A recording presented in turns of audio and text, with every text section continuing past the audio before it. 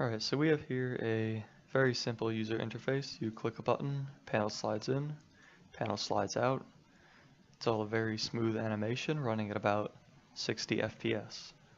The problem here is that even when nothing's happening, we're still pumping out about 60 frames a second, and that's going to waste a ton of battery on mobile.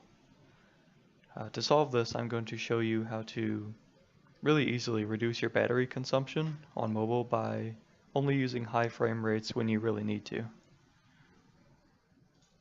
So in our scene here, we're going to go into battery optimization, prefabs, and drag in the battery optimizer prefab. This lets us specify a high frame rate to target and a low frame rate to target. The default should be fine in most scenarios, though you can bring up low frame rate a bit if you feel it's not responsive enough. Now we're going to go ahead and open up the script on our panel that causes that nice slide in, slide out animation to run.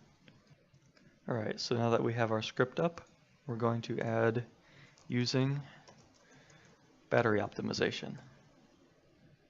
And in our method that causes the panel to toggle, we're going to add battery optimizer, target frame rate for seconds, and let's go with 2 seconds of high frame rate here. We want to make sure we transition smoothly between the low and high frame rates, so we're going to go with replacing time.delta time with battery optimizer dot delta time. Go ahead and build that. Run our scene again.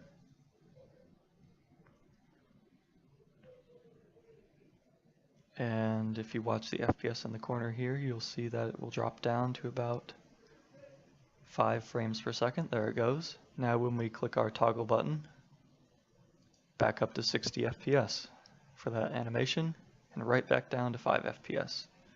Watch that FPS in the corner again. Up to 60. After 2 seconds, right back down.